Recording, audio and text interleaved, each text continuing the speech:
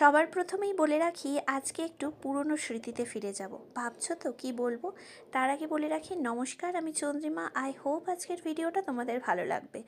আজকের ভিডিওটা বলবো না যে কাঠমান্ডু থেকে দেখছো, বিকজ এটা হচ্ছে আমার কিছু মান্থ আগের আদিফিকের কিছু, আমি ওর এক্সপ্রেশন কি ছিল, কেমন ছিল, ওর বিহেভিয়ারটা ওই সময় কেমন ছিল, সেটা চলো তোমাদের সাথে শেয়ার করব। আমরা খুব ঘুরতে যেতে ভালোবাসি, সেটা আই হোপ তোমরা আমার ভিডিও দেখে বুঝতেই পারো। তো আমি মোটামুটি 4-5 মান্থ থেকেই ট্রাই করেছিলাম প্রথম রেস্টুরেন্ট ভিজিট করব, সেটাতে আমার আদিফিকের এক্সপ্রেশনটা কী হবে। তার আগে বলি, ভিডিওটা কিন্তু এখন যে দেখছো ওটা কলকাতা থেকে। তো আমরা ডিসাইড করেছিলাম যে আমরা ওই দিন ডিনার করতে যাব। তখন কিন্তু আদিফিকের রাইস সেরেমনিও হলো না। আর যেইভাবে মোটামুটি মানে উইন্টার কালেকশন আমরা সবাই পরে আছি, মাকেও দেখছো একটা মোটা সোটা বেশ সোয়েটার, মা তো আবার কানেও ঢাকা নিয়েছিল, বিকজ মায়ের না ভীষণ অ্যাজমার প্রবলেম আছে, মানে একটুতেই এই ঠান্ডা হাওয়া লাগলে ঠান্ডা লেগে যায়। তো আমরা ভেবেছিলাম রাতের ডিনার আমরা কোথাও করতে যাব, যেহেতু আদ্বিক খুব ছোট, আমরা ডিসিশন নিয়েছিলাম আমাদের ফ্ল্যাট থেকে কোনো একদম কাছের রেস্টুরেন্টে যাব। তো আমরা সেই ওয়াইজ সব কিছু চয়েস করে ঢুকেও যাচ্ছিলাম। এবার ভাবছো তো ঢুকে আবার বেরিয়ে যাচ্ছি কি না, তো সেটাও বলবো কেন আমরা বেরিয়ে যাচ্ছি। তো মায়ের না একটা গ্লাস সেট নেওয়ার কথা ছিল, তো আমরা একটা দোকানে গেছিলাম। আমি আবার গ্লাস সেট নিতে গিয়ে এক্সট্রা একটা শপিং করে ফেললাম। এই যে মাগটা, এটাতে তোমরা জুসও খেতে পারবে বা একটু কফিও খেতে পারবে, যে কোনো মিল্ক শেক, কফি শেক, যে কোনো কিছু, খুব স্মুদি টাইপসের জিনিস। বেশ ভালো লাগলো, বেশ স্মার্ট লাগলো কালেকশনটা। এটা কলকাতার ফ্ল্যাটেই রাখবো।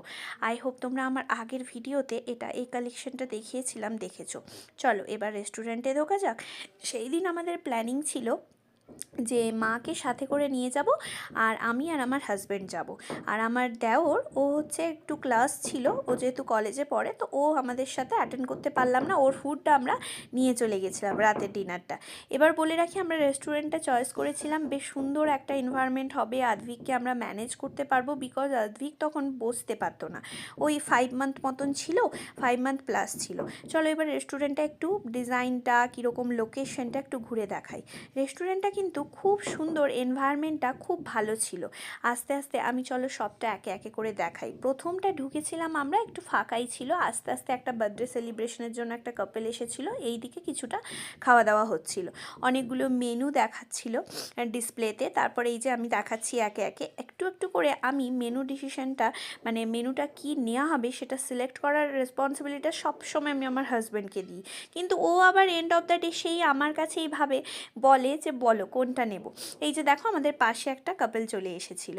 আজকে যে তোমাদের সাথে ভিডিওটা শেয়ার করছি না, ওই দিন আমার এটাই দেখাচ্ছিল যে চলুন মা আজকে একটু প্রথম আদ্ভিককে নিয়ে রেস্টুরেন্টে যাওয়া যাক। ওই দিন আমরা মোটামুটি একা এর আগে বেরিয়েছিলাম, বাট ওকে নিয়ে প্রথম গেছিলাম। দেখো তোমাদেরকে বলেছিলাম না যে ও তখনও সেইভাবে বসতে পারতো না। ও কিন্তু যতক্ষণ আমাদের ফুডটা আসলো না, ও তার আগে পর্যন্ত কিন্তু একদম কুল ছিল। তারপরেই হঠাৎ করে ওর এক্সপ্রেশনটা কেমন হতে শুরু করলো, ও আমাদের খাবার দেখে এক্সাইটেড হয়ে গেছিলো। তো আমরা বিরিয়ানি আর চিকেন চাপ দিয়েছিলাম। বিরিয়ানি আমাদের অল টাইম ফেভারিট, তাই বিরিয়ানিটাই চয়েস করেছিলাম। আর ভাইয়ের জন্য চিকেন চাপ আর বিরিয়ানি রুমে নিয়ে চলে এসেছিলাম, মানে ফ্ল্যাটে। তারপরে এই যে দেখো আমাদের খাওয়া হয়ে গেছিলো, আমরা খুব সুন্দর করে সময়টা মানে কাটালাম, বেশ ভালো লাগলো। আদ্ভিক আমাদের অতটা ডিস্টার্বও করলো না। ওকে নিয়ে এবার বাড়ির ফেরার পালা। ততক্ষণে আদ্ভিক ঠাম্মির কোলে ঘুমিয়ে গেছিলো। আজকের ভিডিওটা কেমন লাগলো? আদ্ভিককে নিয়ে প্রথম আমাদের রেস্টুরেন্ট ভিজিট, কলকাতায় ফার্স্ট টাইম সাহস করে নিয়ে গেছিলাম। ভালো লাগলে একটা কমেন্ট রেখে যেও। চলো নেক্সট ভিডিওতে দেখা হচ্ছে।